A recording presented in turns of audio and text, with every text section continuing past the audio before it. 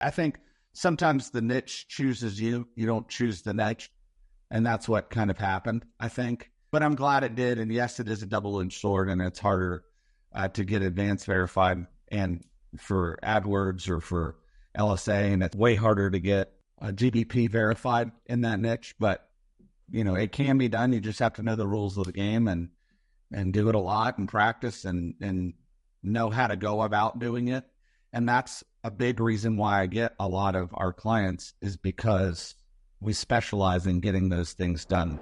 All right. We are back for another episode of the $1 Million Agency Podcast. And today I have my good friend, Barry Nix, here, who has grown a 7-figure agency in the garage door space, which is a really tough niche. Barry's somebody that I've known for many years. I think maybe 6 or 7 years. We've kind of helped each other along the way. So I'm really excited to have Barry here and share some of his brilliance that has helped him go beyond 7 figures. Barry, welcome to the show, man. How you doing? Thanks. All is well. Thank you for having me.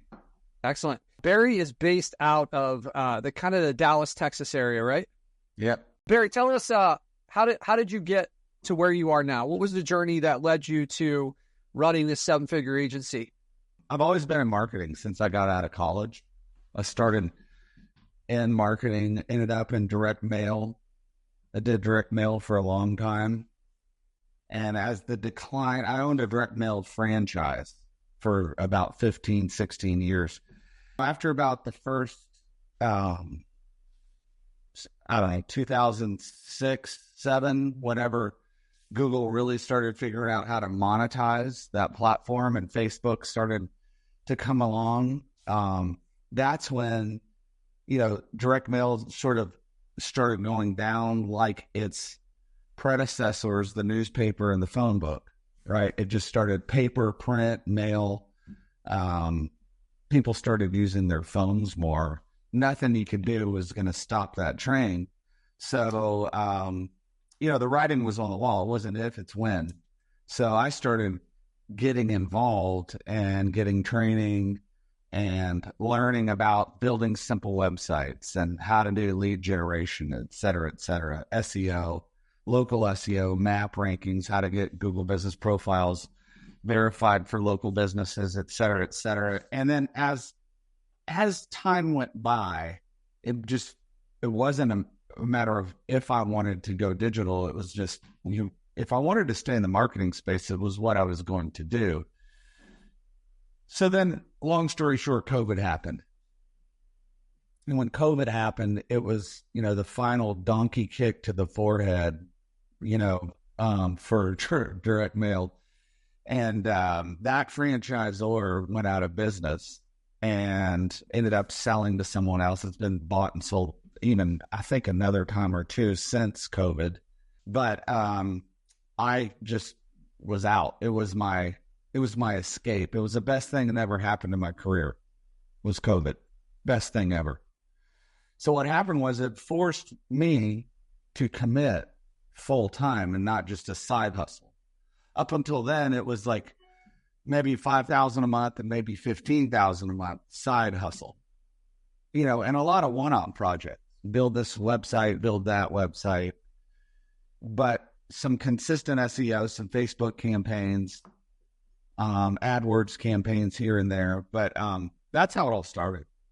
And so it was COVID forcing me to shift and go full-time digital and to totally commit, because I was in a franchise agreement. I couldn't just up and leave.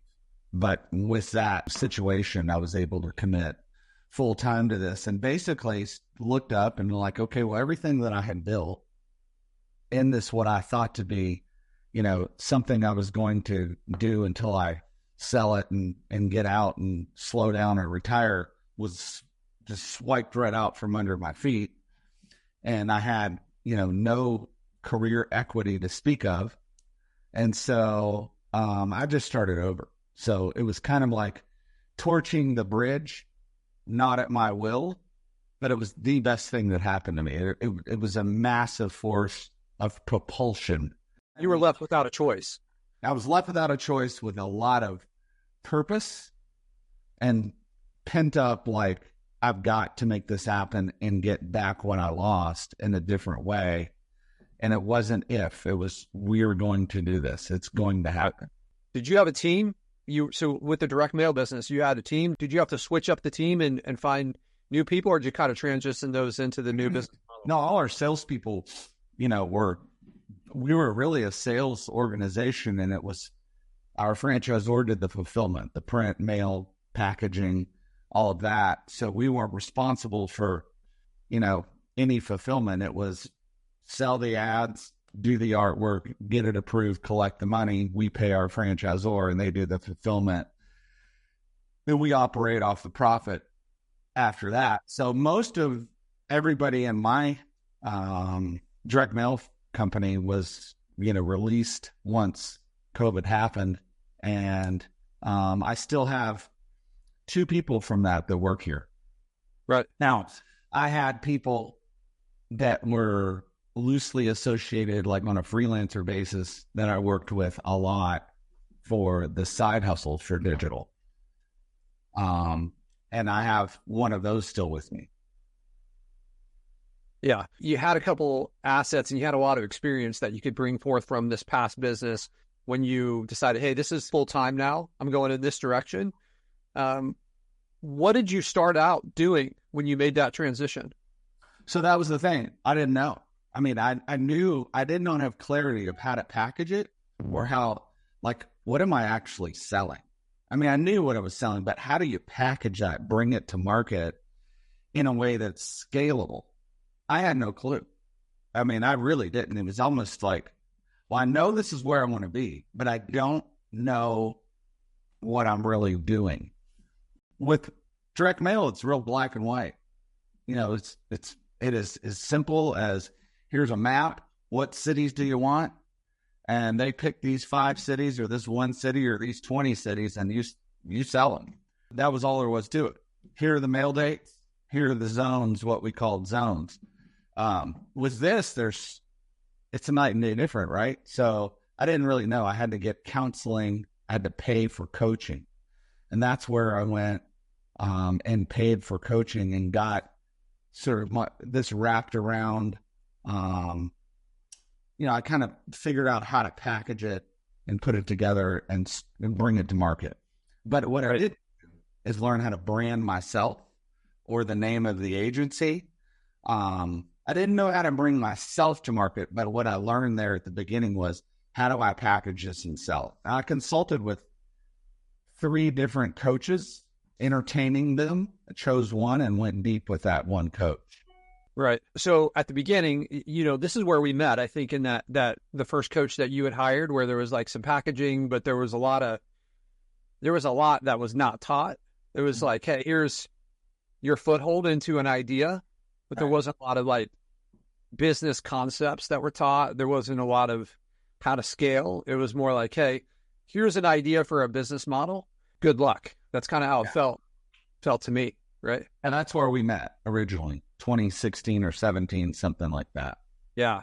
So Barry, moving in and like when you first started, were you niched down, or were you kind of like a little of this, a little of that?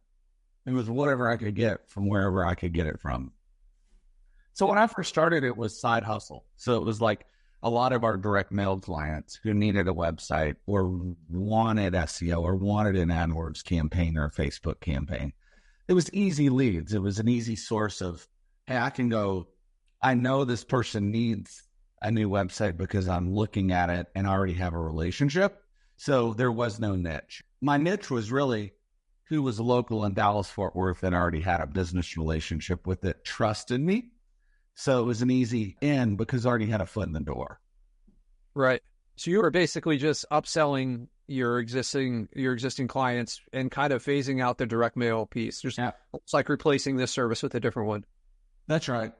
Yeah. I mean, when I first started with it in 2016, 17, I was still, heavily in deep with that franchisor. This is way prior to COVID. Knowing it was starting to decline, it really started the writing was on the wall in 2008, 9, 10. That's where our sales were at a couple million a year. And no matter what we did and how much marketing and how much how many salespeople's feet on the street we had. It just would every year just go down and down, no matter what. Everybody, all of our large customers was like, now we're going digital. We're putting this into whatever digital related. So my niche was local. It was just local customers, whoever I could sell a one-off project for or an SEO campaign or whatever. And then when COVID hit, I already had those customers sort of, I would say, simmering. So when I went into digital full-time, that's when I still didn't have a niche, hired a different coach, and just kept doing what I was doing. I just learned how to package it and put it together and hire out, whether it be in-house or white label, how to start really scaling that. And that's what I did up until about 2022. And that's when I niched down. How have things changed since niching down? How important do you feel like that is? I stalled at about like 30,000, 35,000 a month. Maybe it was 40, but I really stalled when I wasn't niched down. I didn't have any online presence in terms of branding. I was more than honed into, not doing law, not doing medical, I knew that I needed to be in home services, but I didn't. Why? How did you know that? Like, why was that the fact? I guess because the type of marketing or the digital marketing we were doing just generated, I don't know if it worked better. It was just what I was more comfortable with, and it's where my existing clients already were. Natural clients from direct mail, home services, window washing, roofing, HVAC, plumbing, electrical, garage door, all of those were what the majority of my clients already were. So it was a natural shoe-in. And those guys are just easier to get a hold of than a dentist or, an attorney. They're harder to get a hold of. And some of those higher price niches attracted to those in any way. So I just thought, I know I need to be in home services. So let's figure that out. And so I just kind of like a lot of agencies, hung out on that ball field and played in that arena and just started capturing clients from there. But it wasn't long before, once I hired a coach and niche down, that's when it was like, you've got to niche down. And I knew that from 2020. It was August 2020 when that first coach said, most of the agencies in that coaching program are niched down. I didn't, but I stalled at 35, 30,000, 40,000 a month. And I had a meeting, and it was with the mentor in that agency. And he said, you really need to focus on not just home services, but pick one that you have most of your clients from, that you can do well with and try it. So I tried other niches, and I'm trying to stay away from garage door because of all the scrutiny it takes from Google. And I kind of have that niche has a black cloud over its head. Yeah, that's in that like small box of like rough niches, like garage door repair, and I would say like locksmith is another one that goes in there. I'm sure there's a few others that I'm not thinking of right now. I think maybe water restoration can be really tough, where Google looks at that a little tougher. But so you were trying to avoid this, but it just kind of like kept pulling you back. And I know from our past conversations, it's kind of a double-edged sword being in this niche, where you have to jump through more hoops with Google. But because of this, a lot of other marketing agencies maybe have avoided playing in that niche. Am I correct with that? Yeah, there wasn't many niches. There wasn't many agencies in this niche. It's part of the due diligence of choosing your niche is putting it all on a spreadsheet. And so list out what agencies are already in that niche that you can find that are successful, how many contractors are in that niche in the United States, and just and when I did all this due diligence, you're looking at all these things, it's like, there's really nobody big or nobody dominating in that niche. There were people dabbling in it for sure. And then the big agencies that serve all home services niches, of course, serve it. But nobody doing it that way, the way we do it, was really in it. I mean, there were a couple, but nobody overwhelmingly in charge or in place. So it did keep drawing me back to it, and I kept trying to stay away from it. And I think sometimes the niche chooses you. You don't choose the niche, and that's what kind of happened, I think. But I'm glad it did. And yes, it is a double-edged sword, and it's harder to get advanced verified and for AdWords or for LSA, and it's way harder to get GBP verified in that niche. But it can be done. You just have to know the rules of the game and do it a lot and practice and know how to go about doing it. And that's a big reason why I get a lot of our clients, is because we specialize in getting those things done for those kinds of businesses. I know you've got kind of like your own proprietary processes that you do. Is there some things that you can share for the listeners out there about, like, how do we get a GBP when Google's making it hard on us? Like, what are some of the strategies and tips that you're willing to impart? I would just say, if you're wanting to get a GBP verified and a tougher niche, Google doesn't make it any easier. As each day, week, and month go by, it becomes more stringent. It becomes more strict. You have to jump through more hoops. And you just can't be fake. It can't be spam. It can't be a lead generation style property in those niches. If you want a real sustainable Google business profile, I mean, I'm sure if you're a garage door contractor or a locksmith or a plumber or an electrician or HVAC or anything like that, you're going to get hit by spammers that email you and say, hey, do you want to buy a Google business profile, or do you want to buy these fake reviews? A lot. I get them from people, and I don't even own a garage door company, but they think I do for some reason sometimes, and I get hit up pretty much daily or every other day by somebody trying to sell Google business profiles or sell reviews. And so that's just not acceptable, and it will not work. Like, that method for this industry is gone. Garage door contractors argue with me sometimes, and say, well, why do they keep popping up? You can still buy them. I'm sure people can still buy them. They obviously do, but they're not sustainable. Like, it's playing a game of whack-a-mole. We report those for our clients. So if a client is in whatever city and you have these fake companies pop up, we're reporting them as well as our clients are, and they go away, and then they just pop up again under a different name or 2 miles away in another city or whatever. So you're constantly just trying to knock them out. But to get them verified, I guess was your question. To get them verified, you just have to be legitimate. Yeah, if it's a visible, let's think about it in two different ways. If it's a visible address GBP, that's different than if it's a service area.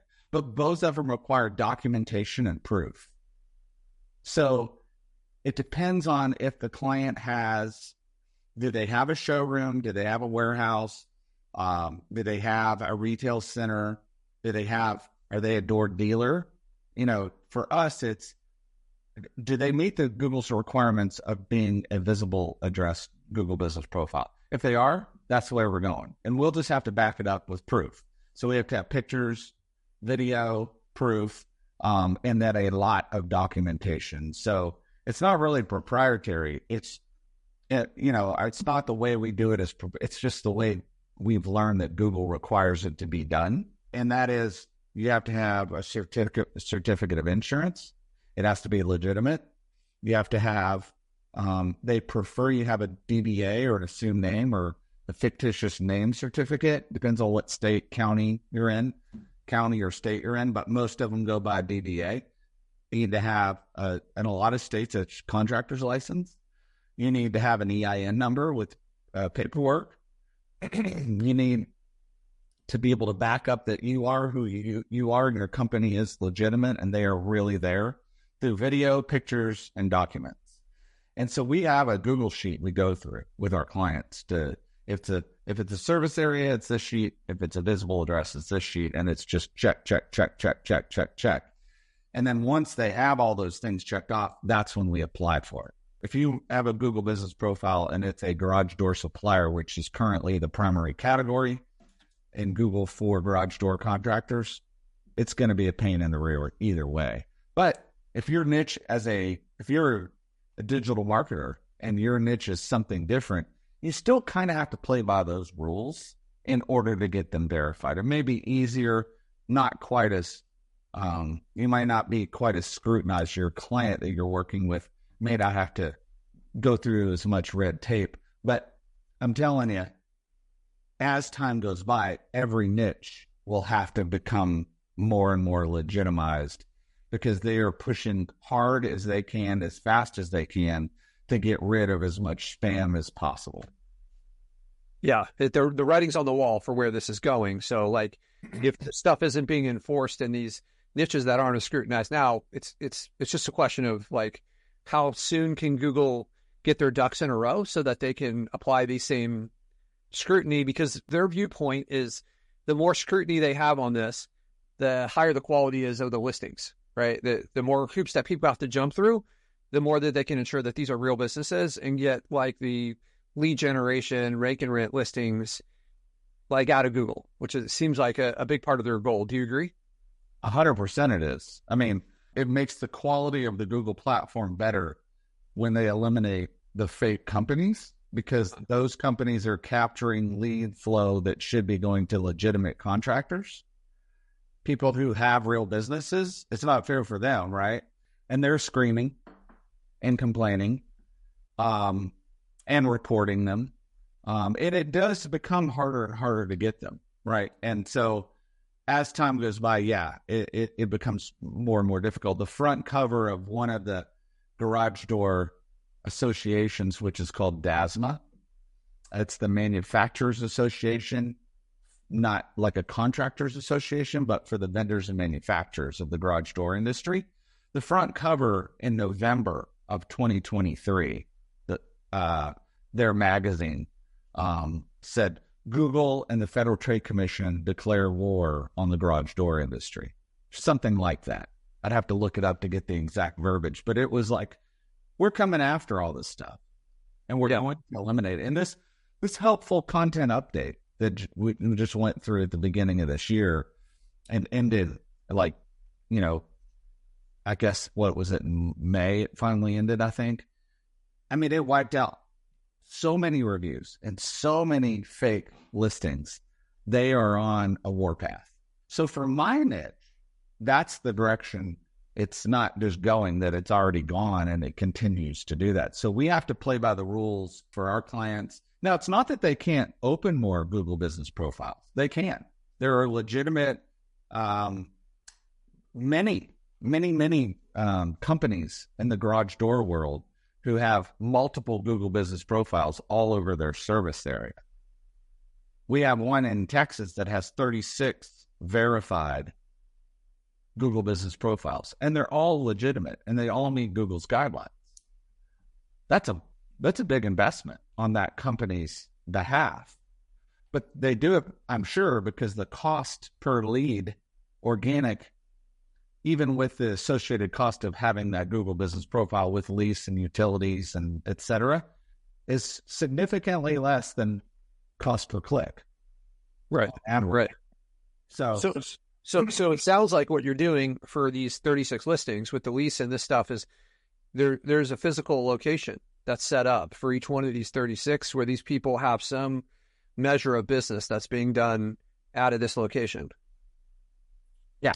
Yeah. They have a legitimate showroom at each of their Google business profiles that meet Google's guidelines. They make sure it does, I'm sure, before they go and get through the verification process. And, it has to meet Google's guidelines, because it will be removed if it's not. It will be, suspended, hard suspended if not. Like, put it this way. Compare, no matter what your niche is. If you're waterproofing, if you're concrete, if you're spray foam, it doesn't matter what you are. consider it similarly to this. If you're Starbucks, every Starbucks in the United States has a Google Business Profile, right? But they all have a real location where they wouldn't have a GBP. But they all have their own address. They all have their own phone number. They all have that, and they all link back to the location page on one Starbucks website. That's how it's supposed to be done. Just follow the model. Look at McDonald's. Every location has a GBP.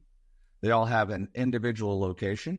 Now, their visible address, right? So it's that we're considering that if you want a visible address with the pin drop in Google Maps, which is what generates leads faster anyways, it's what all digital marketers want, that style. So with that type of GBP, it needs just follow that model. One main website, location pages, link it to the GBP, own phone number, own address. And as long as it's legit, you're safe. What I have sometimes, there are people that will call me, it happens often, and they'll say, yeah, but can't you just get me a quick GMB, or can I just like rent it for a month or for 3 months or sign the minimum lease agreement? Well, you can do whatever you want. It's up to you. It's your business. It's your Google Business Profile. But if it does get suspended, or if Google Street View drives by and says, oh, their signage is gone, or they're not there anymore, or more than often when your competitor reports you that you're not there and goes to the location and takes a picture and reports it to Google, fills out the form and proves to them you're not there, it'll get hard suspended. And then you have to prove it up with video verification and appeal it, and you're not going to be able to get it go through. At some point, like, all these maneuvers are not worth, it's just not worth it. It's like the cost of losing this, not only for the business owner, but for us, like, this could potentially be how we lose a client, is like, if we're not able to produce for them.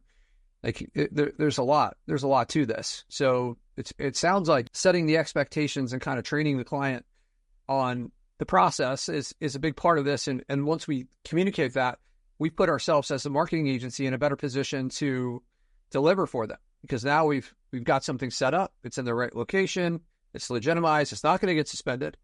So Barry, you and I have talked about reviews in the past, and I'm curious to, how are you handling getting reviews? We know that reviews are a major ranking factor, and you're big in the GBPs. How do you guys handle getting the reviews for your clients?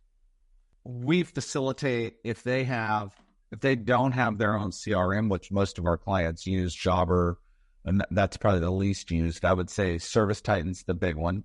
Most of them start, they don't start with Service Titan as they're smaller. They graduate up, but they'll do House Call Pro is a great CRM.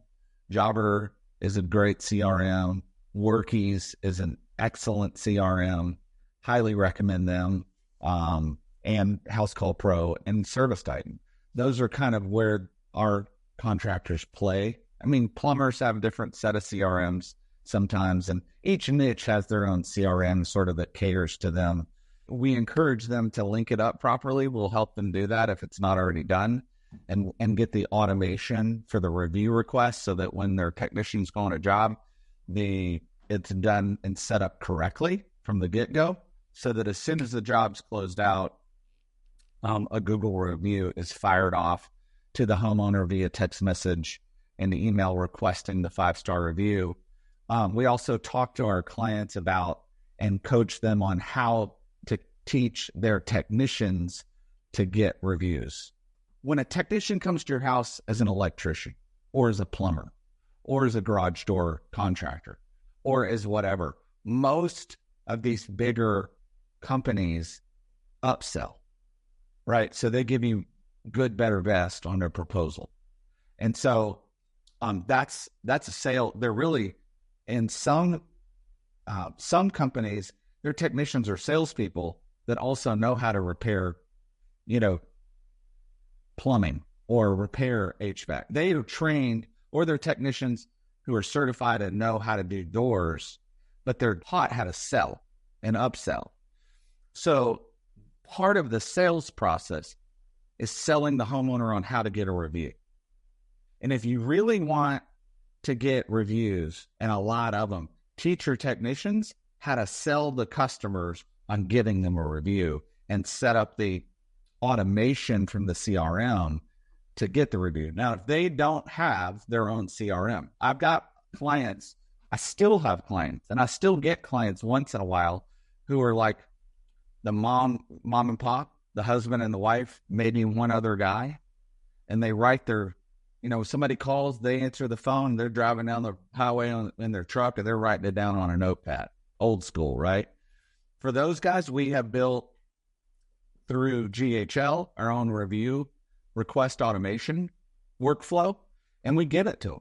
We just give it to them and teach them how to use it. It's super simple. They download it like an app on their phone, and then as soon as they close out a job, instead of it going through a CRM, they just type it into on the desktop or on their phone, the customer's name, phone number, email ID, and boom, hit send, and it sends them off a review request, and then 48 hours later, it sends a reminder with different verbiage, and then 72 hours later, it sends another one. So it's an automated workflow that definitely works. It definitely helps.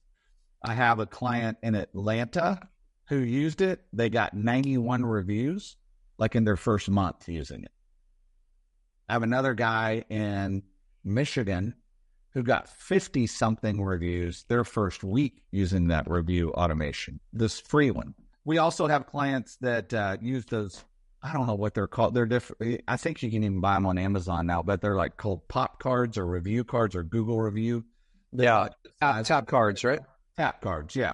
Encourage our clients to use those, and that way their technicians can have that tool.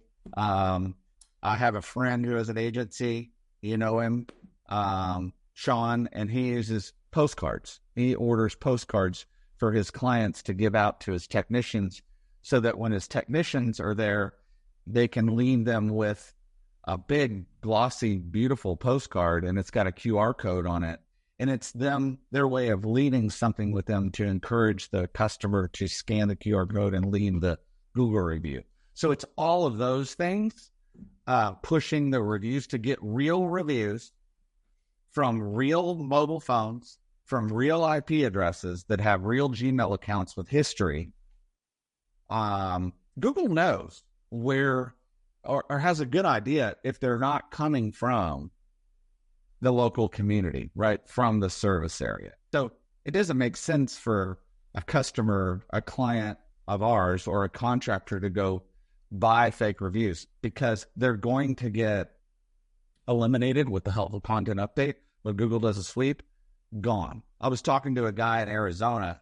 He had like 2,200 reviews. There was a Google sweep. This is a year or two ago. He called and woke up, 50% of his reviews were gone overnight. What do you think happened to his Google map rankings? Yeah, I think tanked. Yeah. What do you think Google thinks of that email ID when they do a sweep and say, oh, this guy just, half of his reviews are fake? Well, we know that. Is there some kind of a blacklist at Google where they're like, that's a spam email ID and we can't trust them? And all of this is about trust. So if they're not legitimate reviews, you just shouldn't do it, because eventually they're going to do a sweep and your client's going to get busted. And the trust factor, I'm sure, I'm not Google. I don't know. I don't have a bat phone that calls and says, well, what do y'all think about that? I don't know. I can just tell you, if I was Google, I would say, I don't trust that email as much. So we're going to maybe penalize them and not allow them to. I don't know if they do that, but it's better. I think it's the reason. Yeah, I think it's the reason that's what they would do. Just get real good at getting real reviews. And as long as you're doing the right things the right way, you're not going to have a problem. Right. It's also true, like, that a review is not a review, kind of like a backlink, right? Where it's like, hey, if this review comes from somebody that's a local guide or more trusted, they have more belief in it, this review counts for more towards the business. We've seen things where one company has 20 reviews, the other has 50. 20 reviews seem like they're carrying a lot more weight than the 50. Maybe 40 of the 50 are fake, and Google just doesn't have a lot of trust for those, and they haven't removed them. There's a lot of speculation here, but what we do know is that Google is testing, and it's about trust. So if you can master the rules of the game rather than trying to manipulate them, Like there's big benefits here, right?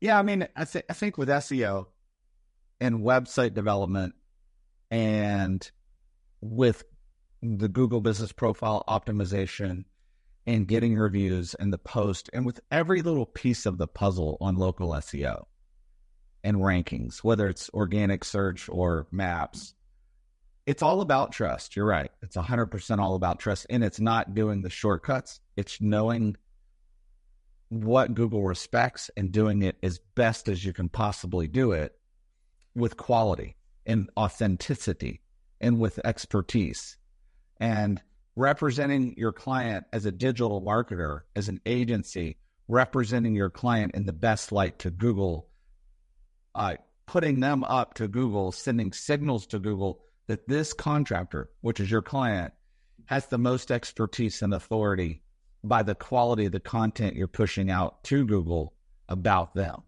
And that's what puts them in a better light, and you can start to see those rankings go up. I know that's vague. It's very broad. Right. There's so much to it. It's hard to... That's right. But if you just kind of go about it like that, like, look, guys, I tell my team all the time, there are no shortcuts. I know you want to try to find the easy, fast way to get this done. Just do it the right way and do it to the absolute best of your ability. Even if it takes you longer, just do it the right way and don't cut corners. The shortcuts can end up taking a lot longer, right? That's what we learned. It's like you kind of go down this pathway, seems like it's good for a little while, and then you've got to completely retrace. We've got an uphill battle now. Google no longer trusts us. So I want to change gears a little bit. This has been fantastic. Let's talk about Barry's agency and kind of these like times where you had mentioned you were stuck before you niched down. So we got to $30,000 or $40,000 in monthly recurring revenue, and then we niched down. And what happened? Once I decided that I was not going to turn my back on the garage door industry, and that was where I needed to be, that was home, I had to come up with a name. I had to come up with branding. I had to say, okay, I know I want to be in garage door. I know that's the right decision. I know it's going to make me scale.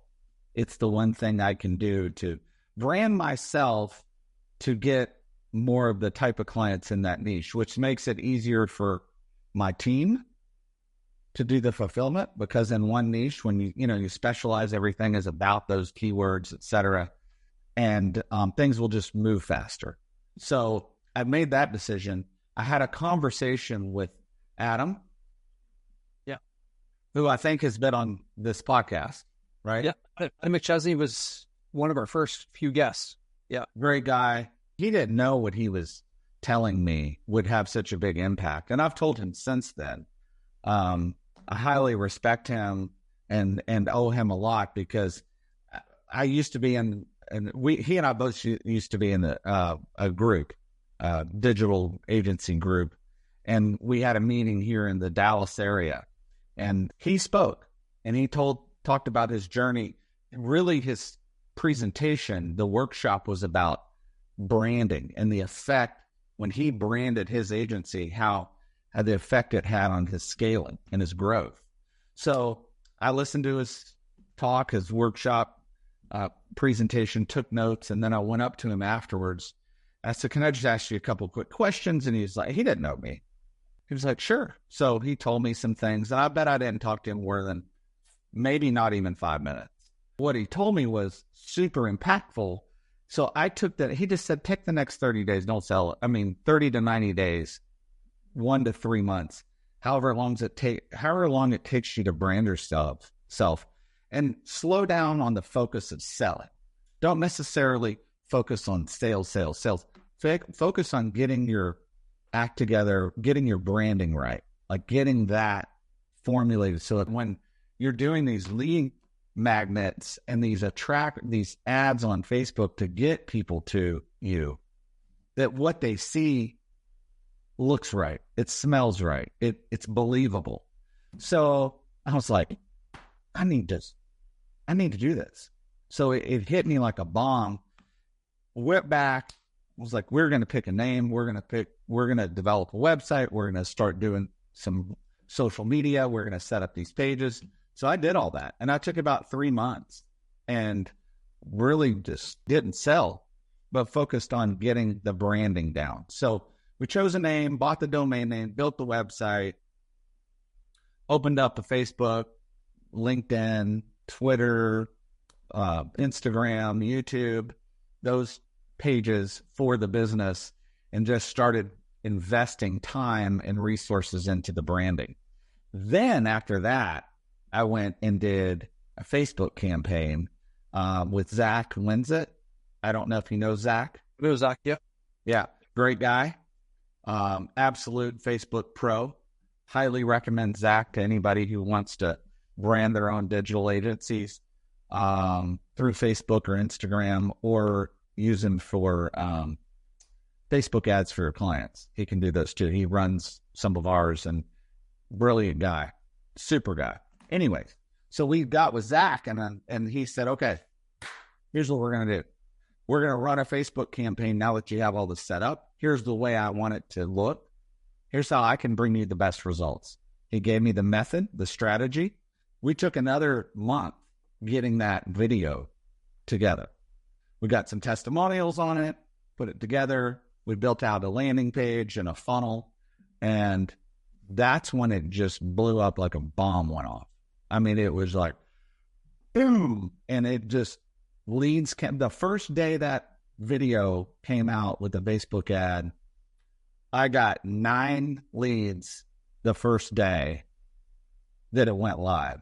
Real leads, like where people are filling out a long form telling me the name of their garage door company, their phone number, their personal name, their email address, how many technicians they have, what city they service and they're based in, their revenue range. I mean, it was like all this juice. And I was like, what am I going to do? I can't call all these people. Like, how do I? The second day I got 11. Good problem. Yeah. Yeah. And it didn't slow down. It was just like literally hooking my face up to what do they call it? A faucet, and turning it on full blast. Yeah. I couldn't handle it. I was like, dude, you got to slow this thing down. Like, dial it down, whatever you're doing, because I can't field all these calls. I mean, there were a lot of wasted leads there that first month, but it took off from there, and it wasn't long before we got to 7 figures. Right. So the prospecting strategy that drove you to 7 figures was the Facebook ad to a landing page with some sort of like follow-up funnel, right? Well, I didn't really even have a follow-up funnel. It was a basic funnel. It was, you go from the ad to a landing page with more videos, more testimonials, social proof, screenshots, a variety of ways to prove up, with opportunities for them to then click to apply as a partner of ours. That went to an application page. And on that application, you can see it at our landing page is /go. But it was as simple as that. Add to a landing page to the application page, and no follow-up. It wasn't any follow-up. It was just on me and a sales assistant to follow up. And that works. It just works. Now, you have to then decide as the agency, who do I want to work with? It puts you in a position of leverage, because then you're not like scrambling and scratching and clawing to get leads or to beg people to do business with you. You're in a totally different position. It's like, I'm going to take on 3, maybe 4 clients a month, which is what I like to do. That's the pace I like to run at. I've taken on double that, and we're not big enough to go take on 10, 15 new clients every month. I guess we could if we change the way we do things. I like to have a life outside of the agency. I have 2 kids I'm responsible for. I invest. They're my number one priority. And the agency's doing great and grows and grows and grows. So I'm happy with 3 to 4 or 5 new clients a month. We can take no new clients a month, and I'm totally fine with that. People would probably think that's a sin, but I like to have a break every once in a while and breathe and just let my team catch up and, like have some rest, so to speak. But It was the Facebook ad that originally launched it. And then other agencies started dabbling in the garage door world and copying that same style of marketing, and it became less and less effective. Not to say we still don't do it sometimes, but there are more ways to skin a cat to get leads than just Facebook ads, and we don't hardly rely on it anymore, anywhere close to like we used to. So what are the prospecting methods that you moved to? I know this one still kind of runs, but you've stacked up a number of other pipelines that are bringing in clients. Yeah. What are some of those that have worked really well? Jim Moline calls it pillars, right? So you have marketing pillars. So we do our own SEO for garage door marketing. That's one. We get some leads organically that way. I don't run AdWords. That is something that we probably will be doing. I haven't run Facebook or Instagram ads in, I don't know, 4, 5, 6 months, maybe. So we're not really doing any paid strategies at all currently.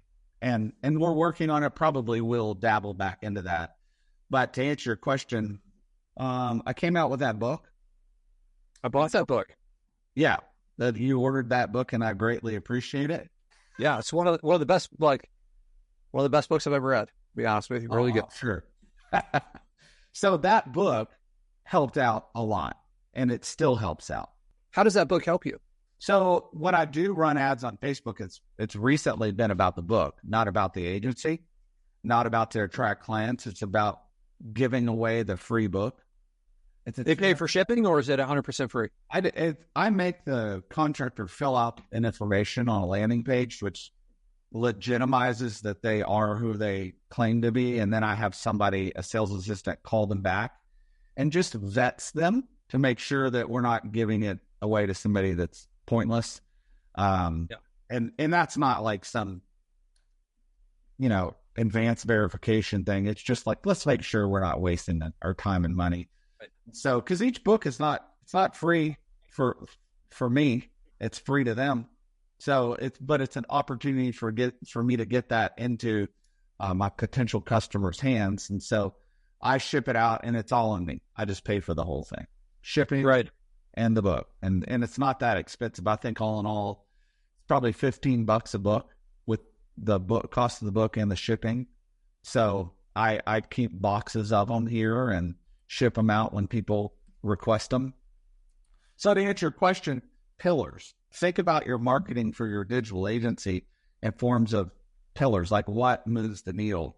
We now have our own in-house videographer full-time, looking at getting another one because we push out content for our clients with reels and produce those, which is highly valuable to our customers. So Barry, with your in-house videographer, and you have clients all over the country, right? Is it more of like they're doing video editing? Because obviously this videographer can't be on site. They'll hire their own videographer. A lot of times they don't hire anybody. It's just with the phone, which is perfectly fine because it's what reels. They're organic. They're local. They're not professionally commercial shot with all this lighting and everything. So they just send us the files, and our in-house videographer produces the videography editing for them. We get it ready, send it back to them, and either we put it out on their social media platform or they do it themselves. Usually we just send it to them and they use it and put it, a lot of our clients have somebody that handles their social media, but we do that for them as a value add. But that person also does all of our own videos. Part of my answer to your question is we're producing video content organic, not paid on Facebook, Instagram, YouTube, but just investing in doing organic content. Educational content is a pillar. SEO is a pillar for the agency. The book itself and the Facebook ad that goes with the book is a pillar. Getting the book out there. I go to all of the association meetings. So in the garage door world, just like in concrete and in every other niche out there, you have your association meetings. It's important for me to be at all of them, to have a presence there. If I can have a booth, I have a booth. I just came back from San Diego, had a booth. at a garage door conference last week. The power of that branding is phenomenal. The ability to develop those relationships is, I can't put a price on it, how great it is to be able to network, not necessarily just to talk to your potential customers, your contractors who are the attendees, but all of the other vendors who are there, the people who are in charge of the association, to build those relationships. You're not going to get that by doing a Facebook ad. You've got to be live and in person, have dinner with people, have coffee with people in the morning, communicate, like engage with them and build a real, true, trusting relationship. And you can only do that in person. In May, I had a booth at the International IDA Expo, International Door Association. We have that every other year, not once a year, but it's a huge show. About 4,100 attendees, massive event in Las Vegas. I can't tell you how many new clients we got out of that. I can't tell you how many relationships. I don't care what I paid for it. It's worth it, right? And they're not inexpensive to go to. So if you can't afford yet in your business to go to an event, an association or a trade association event, even if it's an affiliate or a regional show and have a booth, then go and just show up with business cards and meet and greet and just get engaged and start talking. That doesn't cost anything, right? You have to pay to get there. So if you have to fly, then whatever, or drive, or your hotel or whatever, but it's a lot more affordable than having a booth. But for me at this stage, we just go and have a booth at all of them that we can. Some of them sell out, and they sell to the manufacturers of the association. So the vendors don't have the opportunity to go to and have a booth at all of the trade show events in the garage door industry, but most of them we can. I do. And so to answer your question, that is also a pillar. The book is a pillar. SEO is a pillar. Trade shows is a pillar. Speaking, I had a workshop at this event. So anytime I have an ability to get it in front of these people and have a stage or a speaking event, even if it's on a webinar, I do it. So, Josh Nelson always says, stage time is money time. And so being able to speak in front of your potential customers or your niche, a group of people in your niche, is valuable and it's worth it. So I have also formed a relationship with one of the CRMs in the garage door space, and I'm their digital marketing partner. So they have 600 garage door contractors that use Workies. So Workies is my vendor partner. I recommend them to our clients. They recommend us to their clients. So we just did this event in San Diego, and we split a 20 by 10 booth. I was on the left, there on the right. And we have we're recommending each other to everybody who goes by either one of our booths. Like, who do you use for your CRM? Oh, nobody or whoever. And I'm like, talk to Workies. They're right here next to me. And they are recommending so it's this constant flow of referrals from. Right. It's third-party credibility too, where it's like, hey, yeah, Workies is recommending you, and maybe they know them, right? And they do this thing that's completely separate from you, but they're recommending you. A CRM goes hand in hand with a digital agency, right? It makes sense. We generate the leads for the client. That helps them manage the leads and the workflow through their organization, keeps it automated and organized. So it makes total sense. So we signed an agreement. We have a vendor relation partnership with Workies. We're their exclusive digital agency partner and vice versa. And so that is another pillar. So the reason why I'm not doing Facebook ads as much for the agency is because I don't have to as much, because I'm getting referrals through, either the IDA association or one of their affiliates, or through word of mouth, or through Workies, or from the book, or they're finding me organically, or they find me organically on Facebook and Instagram or YouTube. And I have lots of people that call and say, I've been watching your videos on YouTube. I've looked at your channel, learned a lot. And, none of that costs paid traffic. And it's not a bad idea to use Facebook or Instagram for your agency. I think you should. There's a time and a place for it. We will always go back to and use it. But instead of me running it, I think when I started it, we used it for a year straight, never turned it off. And now I haven't used it in, I don't know, I think we turned it off 5 or 6 months ago. And just, right. We still grow every month without it. Yeah. Like you said, there's pros and cons to Facebook.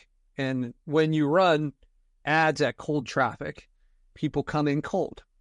When they see you at an association, when they come through the book, when they watch your videos for years, when they search and by you showing up, you're kind of proving that you have the chops to do SEO. They come in at a different temperature and it's easier to close them. And the types of clients that I've noticed, the types of clients that come through Facebook versus what you call pillars, we call pipelines in our agency, in our coaching program.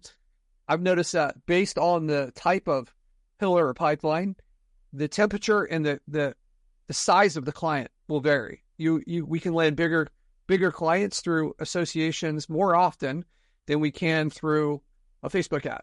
You're hitting this massive people that are all in this garage door space with the Facebook ad, but only a certain percentage of those are going to go to the association, the ones that are serious, that have bigger companies, right? And they're going to make decisions based on, it's not necessarily based on the sales tactic. It's more based on what's the positioning, and as Adam shared with you, the branding of this company.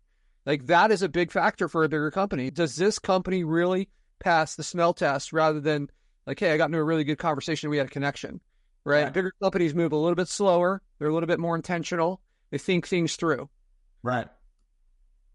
So Barry, we have a few minutes left, and I know we've talked on a lot of different parts and pieces here. I'd love to hear, because I think one of the first struggles that you had where you weren't sure on the packaging, and I know through our conversations, we've talked about the packaging, and I would love to are you running a good, better, best inside Garage Door Domination? Is that how it works for you guys?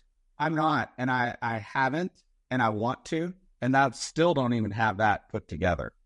So we have a choice of the base price. It's either this or this, and then they can add on lead generation, and we consider lead generation options, AdWords, local service ads.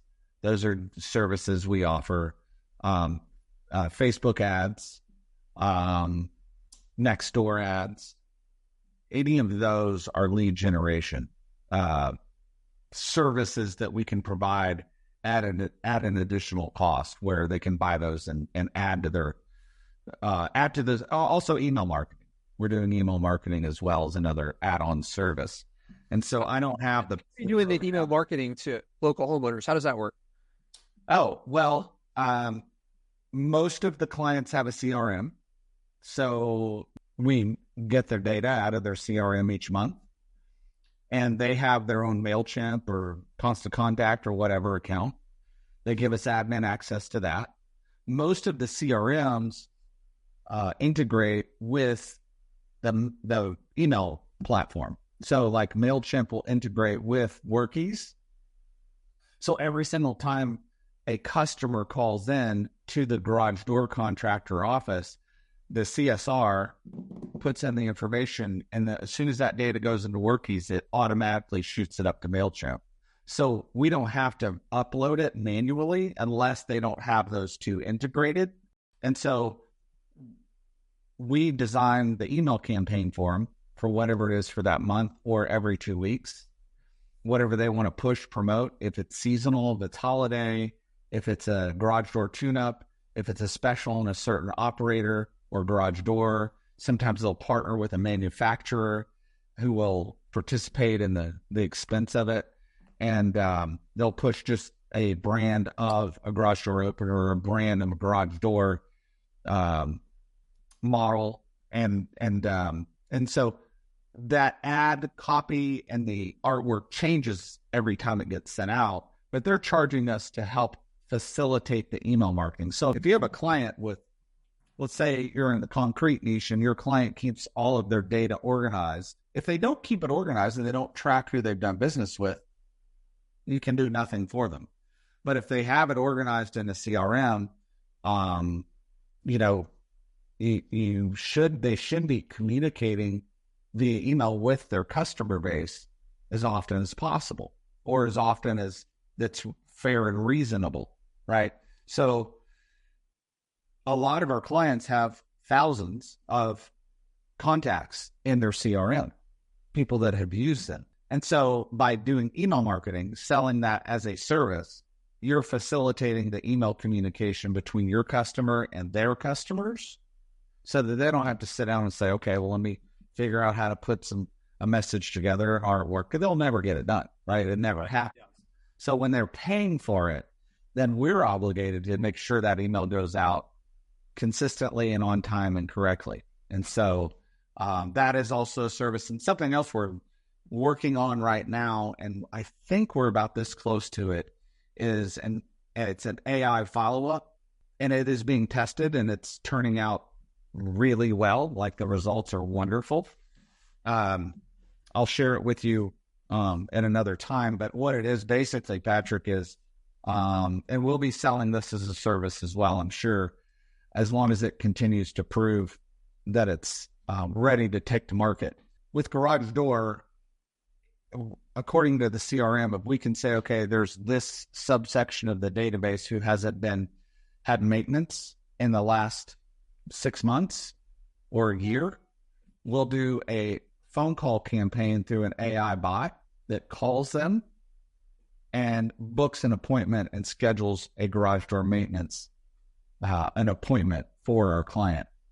And all they have to do is send us the database. We have to make sure that it's accurate, upload it to the bot, and the bot calls them, and you choose if you want a male or female and the voice or the accent, and it calls them, and it's booking jobs. Wow. Yeah, that's a great use of AI. Really awesome stuff here. So we've got Google ads, Google local service ads, got Facebook ads. We can run ads on Nextdoor. We can you mentioned the video part. Is that included with the base price? Is just do this video, or is that another add-on? It is not an add-on right now. We're just offering it to all of our clients who are sort of our larger tier clients. We have probably 10 of them, that largest tier clients, that we're offering it to, as just to kind of work the kinks out and make sure that the workflow makes sense, and as a value add, so that they know they can send it to us and get it done right and get it done quickly. I'm thinking about that. I'm not really sure. I don't know how to price it.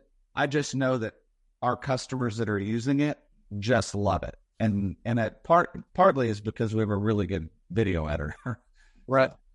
Are there any other services that you're providing to your clients aside from the ones that we've just mentioned?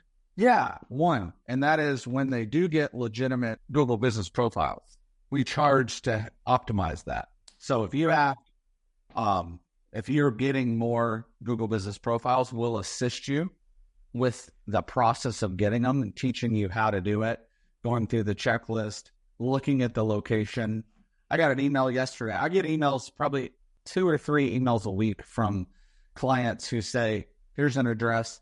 Can you look at this and tell me what you think? Would this be a good location for another? Do you think for another GBP? Would it pass Google's guidelines based on your experience?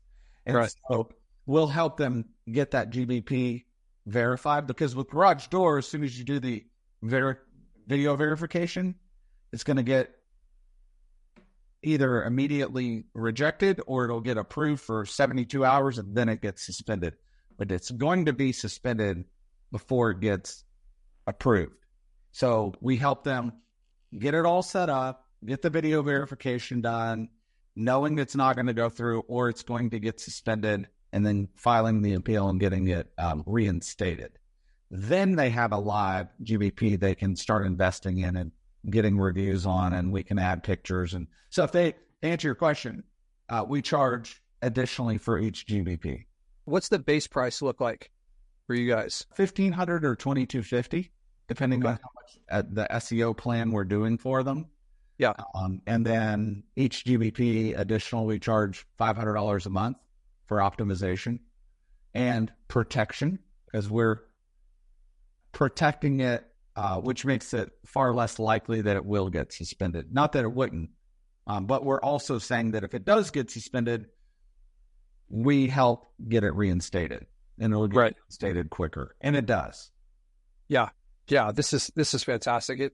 I think it helps people to really understand how different agency owners that have scaled have structured things to give them some options, because, different niches and different things that we're delivering, you maybe want to structure them a little bit differently. It's attorney services maybe are not the same as garage doors, right? So there's all kinds of different structures. So it's great to kind of expose this.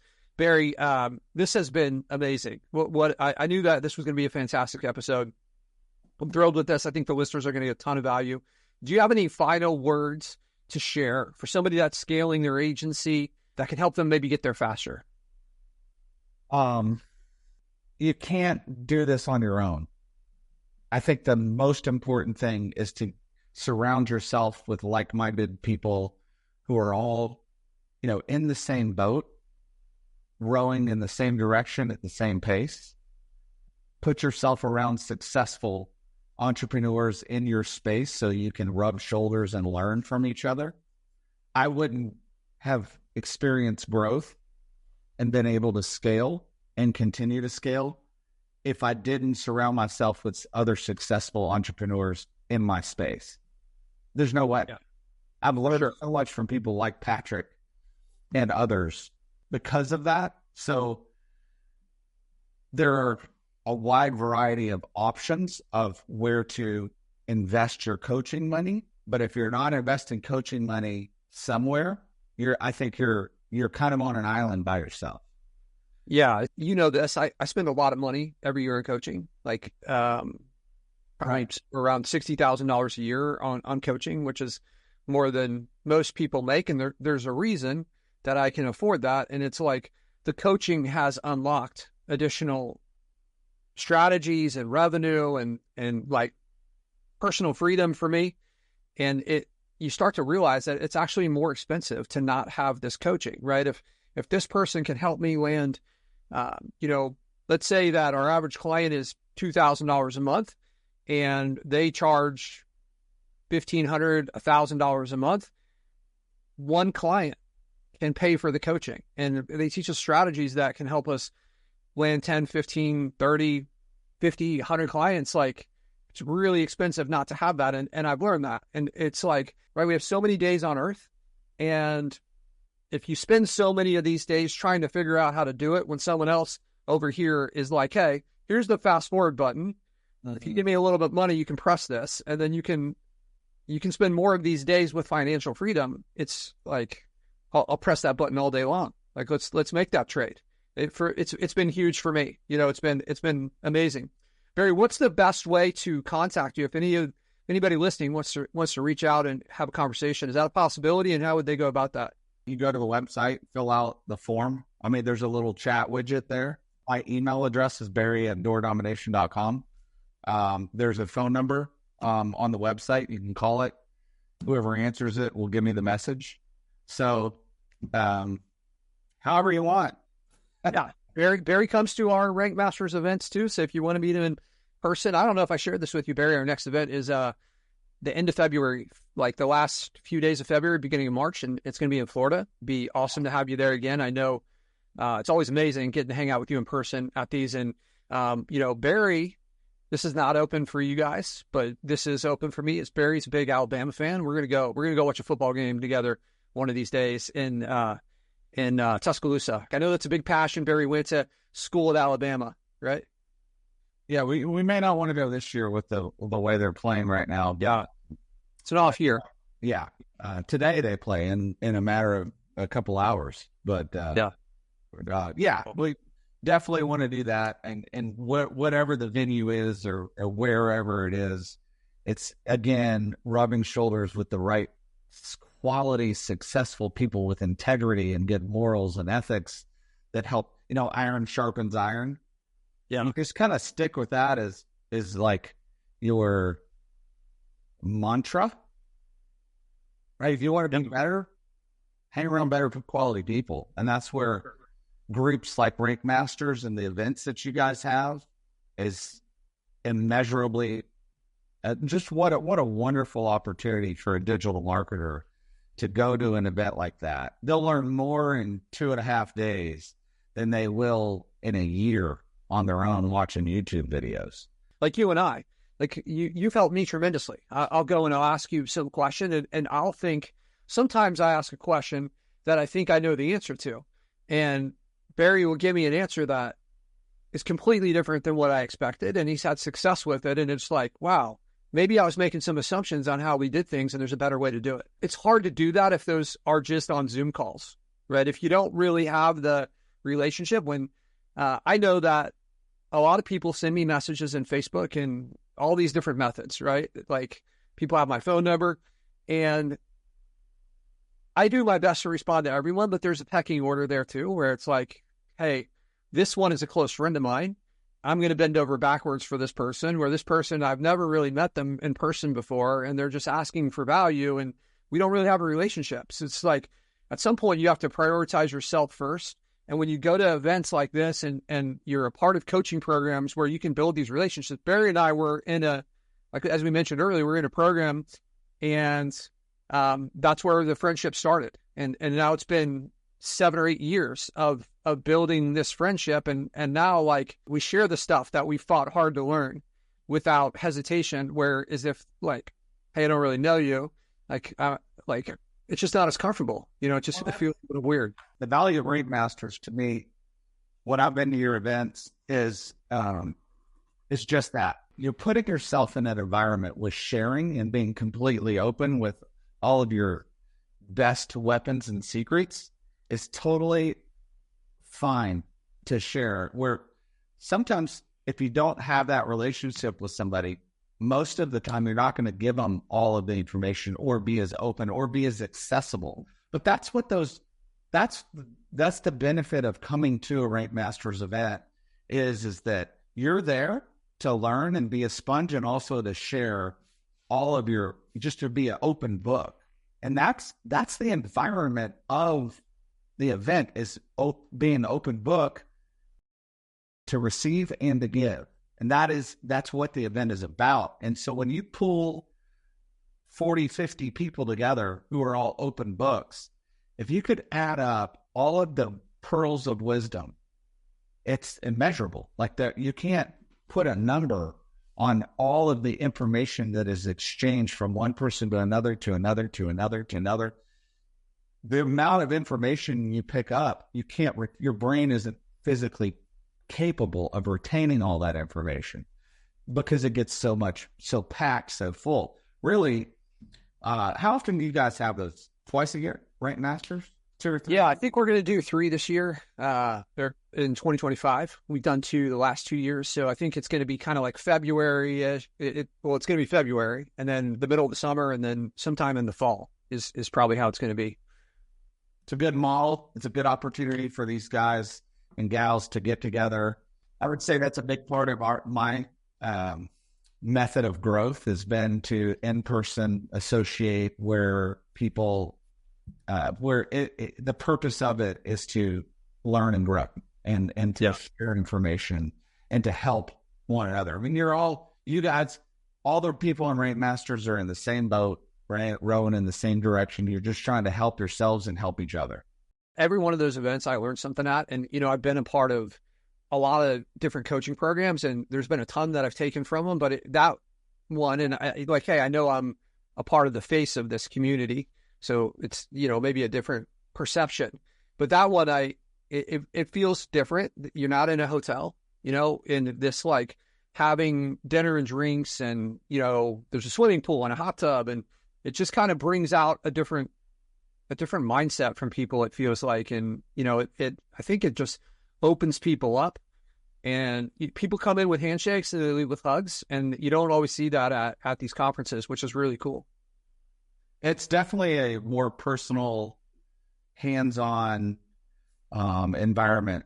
It's less commercial than a lot of these. Yeah.